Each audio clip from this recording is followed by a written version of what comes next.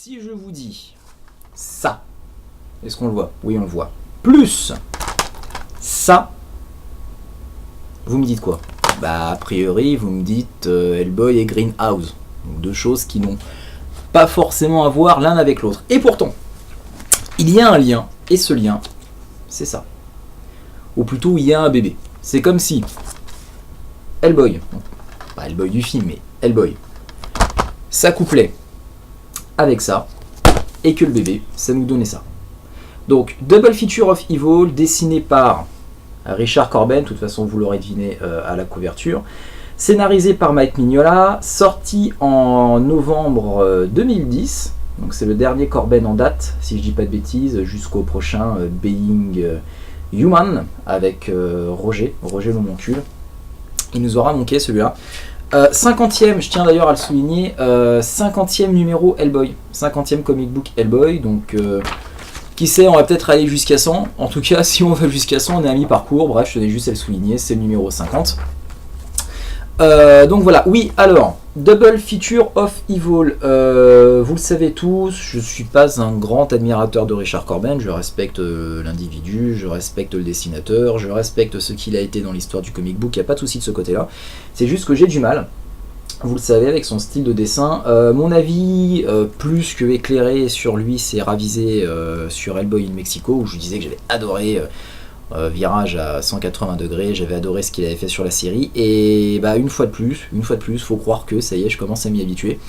J'ai adoré ce qu'il a fait sur cette histoire courte, puisque c'est un one shot encore une fois. Donc pour ceux qui lisent la VF, bah vous verrez pas ça avant Perpète. Donc c'est pour ça que je vous en parlais un petit peu dans cette vidéo. Donc j'ai adoré, le dessin est très très bon, l'histoire est juste encore une fois excellente. Encore une fois, on reste dans le délire, pas dans le délire, mais dans l'idée que je développais dans la vidéo de Buster Oakley Gets His Wish. L'idée qui est, donc on a une trame principale, où en ce moment on n'a pas trop l'occasion en fait de déconner là-dedans. C'est super sérieux, c'est super sombre, c'est super glauque, enfin voilà, c'est là l'histoire d'Hellboy, du personnage et de la série va bientôt entamer un virage à 90 degrés. On verra ça à la fin de The Fury, on en reparlera à ce moment-là, de savoir ce qu'est ce fameux virage.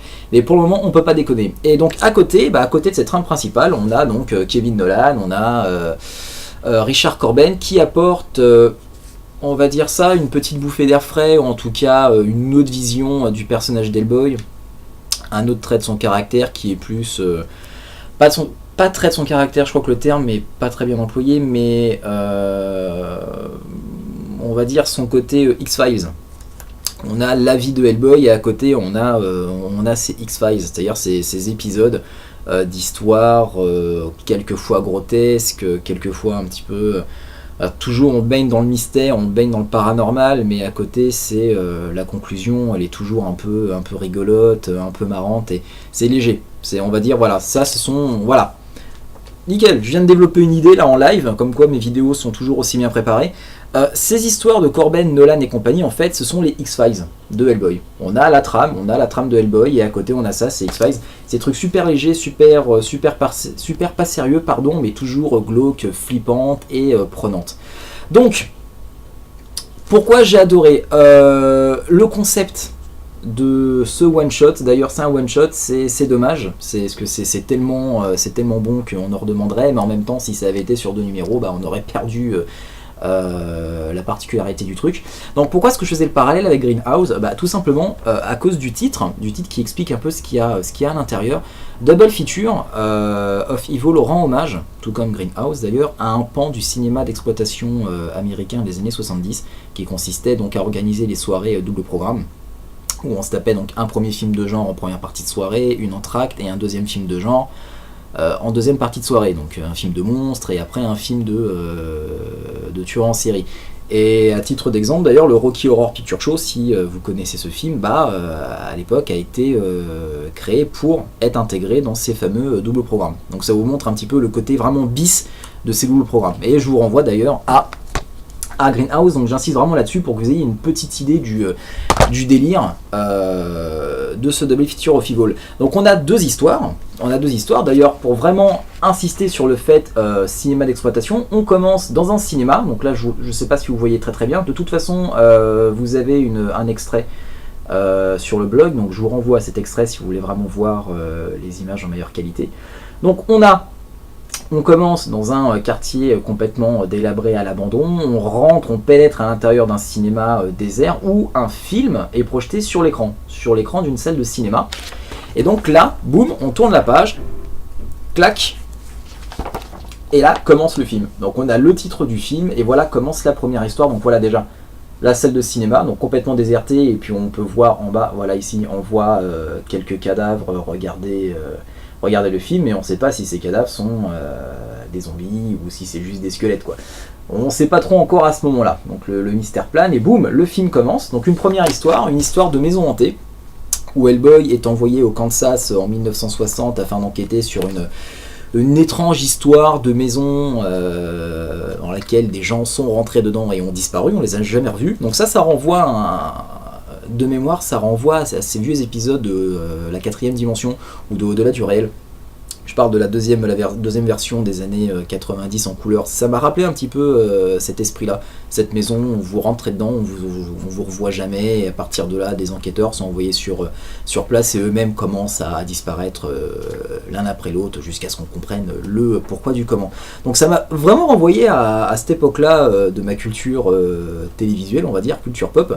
Donc c'était vraiment sympa, l'histoire est vraiment bien menée. Donc Hellboy rentre dans cette maison, je vais pas trop vous en dévoiler, finit par enquêter, on apprend le pourquoi du comment, et ça se finit comme à l'accoutumée dans ce genre d'histoire sur un dénouement assez cocasse, on va dire. Et pile à la fin de cette histoire, donc je vous spoil pas, je vous montre juste la case, les pages après, on revient dans la salle de cinéma, donc l'entracte de Double Feature of Evil, et on voit donc de plus près les fameux cadavres zombifiés regarder l'écran. Donc là on voit, c'est ça qui est marrant, c'est de l'autre côté, c'est ici, voilà l'onomatopée du projecteur tourné, et pouf, deuxième film, et clac, on enchaîne, voilà.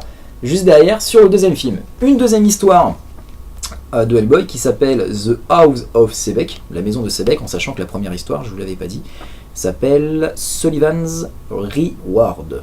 Sullivan's Reward. Reward, je sais pas. S'il y en a qui savent ce que ça veut dire, qui me le disent. Sullivan, je sais, c'est un nom, mais Reward, je ne sais pas. Donc The House of Sebek, pardon, j'arrête de parler aussi vite. La maison de Sebek, pareil, donc Hellboy qui, toujours dans les années 60, est envoyé dans une université, pôle universitaire spécialisé en égyptologie, afin d'enquêter sur un prêtre. De toute façon, vous avez la prévue, vous avez tout ça, vous savez de quoi ça parle, sur un prêtre égyptien qui sacrifie des innocents dans cette université, et Hellboy est envoyé là-bas afin d'enquêter et de savoir ce qui se passe. Donc toujours dans la déconne, dans le pas sérieux, dans l'humour et dans le second degré. Ça marche toujours autant, et l'histoire se termine là-dessus. Donc voilà la fin du deuxième programme, et la fin donc se termine, la fin vraiment géniale, je vous la montre, je vous spoil pas trop, sur les morts-vivants en train d'applaudir le double programme. Donc voilà ce que j'ai à dire là-dessus. Vraiment excellent, j'ai vraiment adoré, ça se lit d'une seule traite. Ceux qui ont l'occasion, pareil que pour Buster Oakley, vous lisez pas trop bien l'anglais, vous en êtes resté au niveau Apple Pie, un peu comme moi, pas de souci, ça se lit d'une traite, c'est compréhensible du début jusqu'à la fin, c'est léger, c'est marrant, c'est un concept à lui tout seul, il en faudrait plus des comme ça. Et puis voilà ce que j'avais à en dire là-dessus, on va pas trop traîner parce que le temps passe.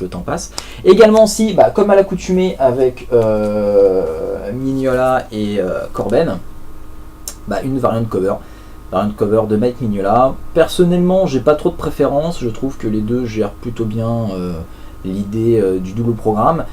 Par contre, il y a quelques temps, il y a pas très longtemps, il y a quelques jours, j'ai fait un article, le making of de la couverture de Corben. Et je vous ai mis en image la première ébauche, la première idée développée par Corben pour cette couverture, où on avait carrément en fait un hommage aux affiches des années 70 avec en gros les deux titres des deux histoires, donc ici et ici, puis on avait des images, des éléments des deux histoires qui ont été donc placés sur la couverture. Ça faisait vraiment un côté greenhouse, quoi, j'insiste là-dessus. Et ça a été abandonné puisque Mike Mignola et l'éditeur Mr. Scott ont décrété que non, c'était pas trop dans le délire Hellboy, donc faire un truc plus qui se rapproche plus de l'univers de Hellboy, mais je trouve ça complètement con puisque là on va dans un autre univers où Hellboy va rendre hommage à un pan du cinéma et on développe une couverture qui va complètement dans cette direction-là. Et non, pas de prise de risque, on va rester sur du Hellboy, mais l'intérieur, ça sera du Greenhouse. Donc je trouve ça dommage, parce que cette couverture non finalisée avait carrément plus de gueule que ces deux-là réunis. Donc c'est dommage, mais bref, voilà, donc Double Future of Evil, je kiffe et je recommande. Deuxième chose, et on va s'arrêter là, je sais pas combien de temps ça fait, mais bon bref, je verrai ça sur la table de montage. Ceci, je vous en avais parlé, c'est une exclusivité du, si je dis pas de bêtises, Emerald CityCon 2011 de cette année. Une histoire courte développée par Arcudi Mignola et Guy Davis. Une histoire courte donc basée sur l'arc BPRD Hell on Earth Gods, si je dis pas de bêtises, ouais c'est ça, Gods. Cette histoire courte de 8 pages, vraiment très très courte, sera intégrée au volume Hell on Earth Gods. Donc pas de souci pour ceux qui lisent la VF, vous verrez cette histoire en temps et en heure, c'est-à-dire d'ici 4 ans, si Delcourt continue avec ce rythme de parution très lent. Mais bon, bref, c'est un autre débat. Donc voilà, j'ai reçu il y a quelques temps, je vous en avais parlé sur le blog, je vous ai mis la cover, tout ça, comme quoi pour moi ça faisait Cloverfield-like, et que j'avais hâte de lire ce truc, donc je pense toujours que ça fait Cloverfield. La personne qui voit ça et qui me dit non, pas du tout, ça rappelle pas Cloverfield, non, faut se racheter les yeux. Que dire là-dessus? Je l'ai reçu, je l'ai lu, c'est super court. La particularité de cette histoire, c'est que c'est en noir et blanc. Ça, c'est génial. Dave Stewart s'est juste occupé de la couverture. L'intérieur est en noir et blanc. Ce sera évidemment en couleur dans le volume relié Hell on Earth Gods. J'ai toujours du mal à le dire, que vous verrez dans 5 ans. Mais donc là c'est en noir et blanc, donc c'est ce qui m'a motivé, à part bien sûr l'aspect collector, c'est ce qui m'a motivé à l'acheter. Le dessin est toujours aussi beau, moi je kiffe Guy Davis, d'autant plus que là c'est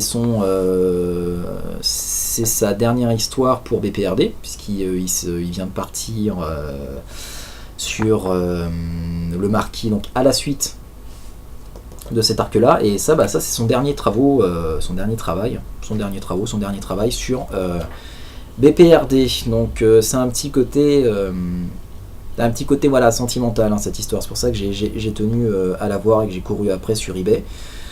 Ça n'apporte strictement rien, mais alors quand je dis rien, c'est vraiment que dalle. On sent vraiment le produit calibré pour être une exclusivité d'un salon de BD. Voilà, il y a un salon de BD. En plus, c'était le premier Comic Con à Seattle depuis, je crois, j'en parle dans l'article, 4, 5 ou 6 ans, donc ils ont vraiment voulu marquer le coup. C'est le premier Comic Con là-bas depuis perpète. Donc voilà, donc exclusivité. En plus de ça, donc là on a la publicité. Mike Mignola qui a développé un dessin qui a été commercialisé sous la forme d'un t-shirt vendu uniquement lors de ce salon.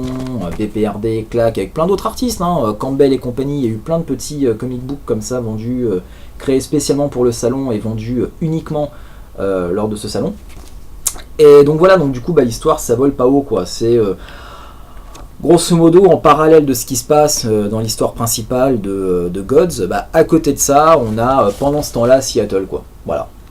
C'est tout con, c'est pendant ce temps-là Seattle, donc on commence sur cette créature, la bestiole de Cloverfield, même si c'est pas elle, mais j'aime l'appeler comme ça, atomisée, gisant à même le sol, et donc là on a Kate Corrigan qui discute avec un militaire ou une militaire en faction qui regarde donc la bestiole morute, non elle est de l'autre côté, voilà, elle est là, qui regarde donc la bestiole, et on a en fait un flashback du combat du BPRD, des forces du BPRD face à cette créature. Ça dure le temps de 8 pages et ça se termine comme ça a commencé, c'est-à-dire on s'en fout quoi, on s'en fout un peu. C'est un à côté, c'est un bonus, ça servira de...